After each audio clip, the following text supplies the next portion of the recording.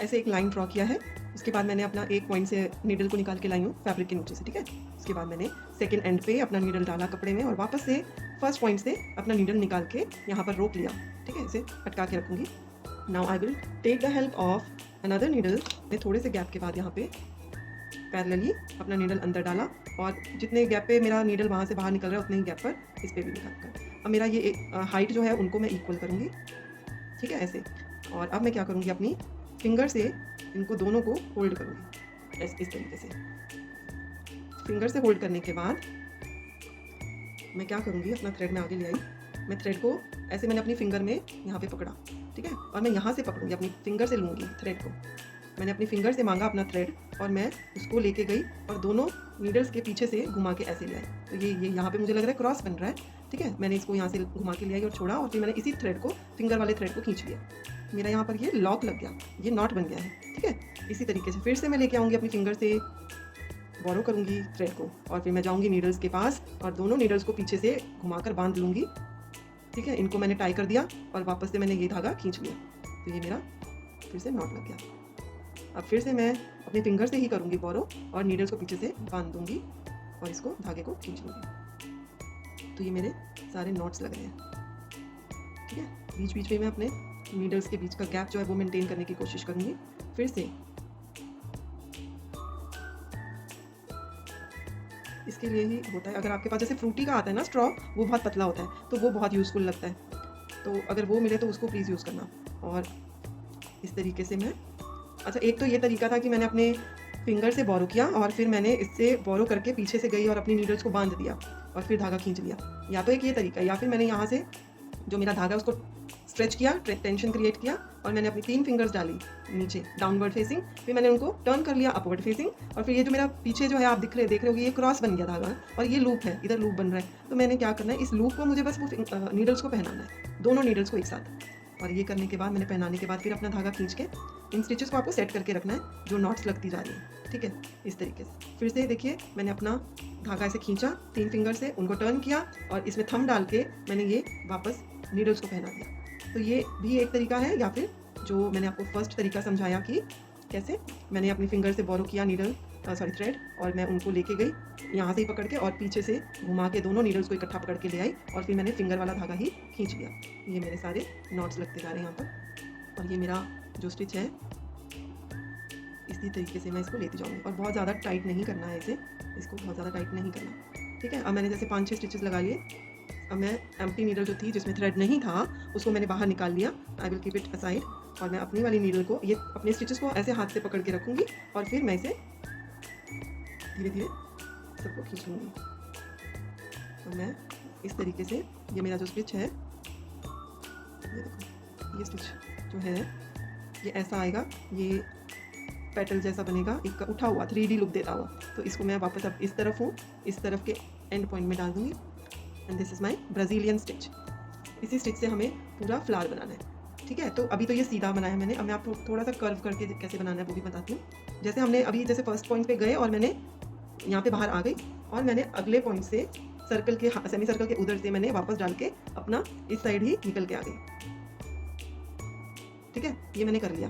साथ में हेल्प ले रहे हैं एक और नीडल की, थंब से और फिंगर से मैंने इसको पकड़ लिया, ठीक है, इसको पकड़ लिया और मैंने यहाँ से फिर मैंने बोरो किया धागा और मैं लेके गई और मैंने यहाँ से देखो बोरो किया।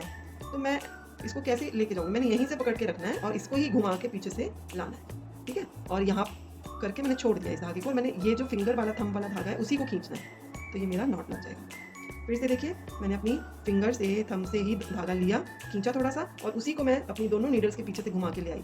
तो मेरा ये थंब वाला धागा नीचे है और पीछे से जो घुमा के लाई वो इस धागे के ऊपर है, ठीक है। अब मैं ये वाला नीचे वाला धागा खींचूंगी जो मेरा थंब पे और फिंगर पे था, तो ऐसे नॉट लग जाएगा। फिर से देखो, मैं अपना थंब से धागा लेके आई और इसी धागे को मैं घुमा के ले जाऊंगी पीछे से, दोनों नीडल्स को इकट्ठा बांध दिया और मैंने फिर थंब वाला धागा खींच लिया, नॉट लग गया। फिर से ऐसे ही करूँगी, ऐसे खींच के लाऊंगी, आपका हाथ सेट बैठ जाएगा तो बहुत ईजीली हो जाएगा। तो मुझे आदत ये वाले स्टिच की ज़्यादा है तो मैं इसी से करती हूँ, ऐसे ऐसे जल्दी से डल जाते हैं।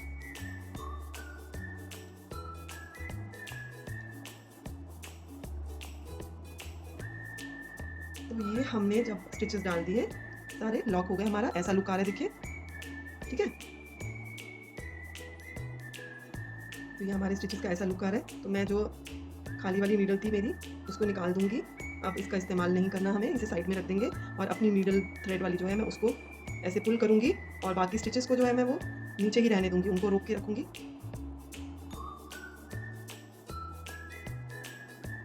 इस तरीके से हम पूरा धागा खींच लेंगे। पूरा धागा खींचने के बाद मैं देखूँगी मेरी शेप, ये देखो मेरी शेप जो थी वो नीचे ऐसे, तो मैं इसके अकॉर्डिंग एडजस्ट करा इसे। मुझे ऐसे ये सर्कल ऐसे बना के देना, सेमी सर्कल मुझे ऐसे। ये बन गया मेरा ब्राज़ीलियन स्टिच। एक स्टिच यहाँ लिया, सॉरी मैंने इधर अपना नीडल यहाँ पे अटका दिया, ठीक है। अब मैंने दूसरी एक नीडल ली और उसकी हेल्प से मैंने वापस कपड़े को उठाया, सेम जैसे हमने पहले भी किया था उसी तरीके से कर लेंगे। मैंने यहाँ पर दोनों नीडल्स को इक्वल हाइट में रखा और मैं अब फिर से वही सेम करूँगी, अपने रोल्स डालूँगी इसमें और नॉट्स वाले।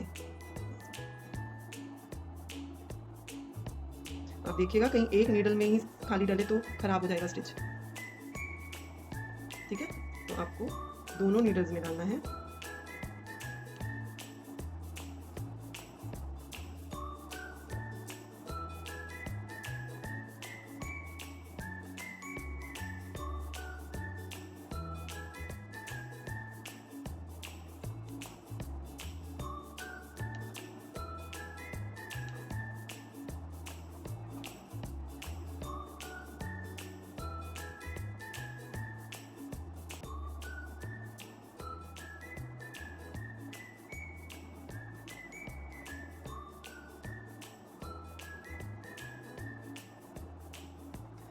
अब मैं अपनी एक नीडल को वापस निकाल रही हूँ और थ्रेड वाली नीडल को खींच लूँगी।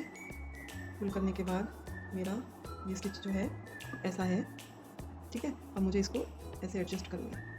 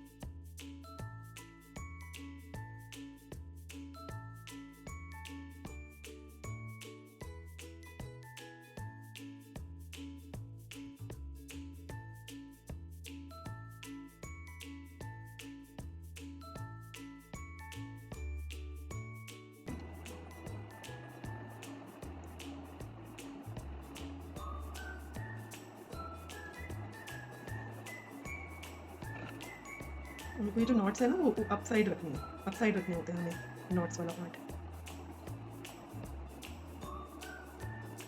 इसको उठाऊंगी और इसको खींचूंगी जिससे कि हमारा फ्लावर और ज़्यादा उठ जाएगा ना, तो ये और ज़्यादा 3D लुक देगा। इसको खींच के मैं फैब्रिक में ले जाऊंगी। इस तरीके से मेरा ये रोज़ फ्लावर जो है वो कंप्लीट हो गया। आई थिंक सबको समझ आ गया होगा।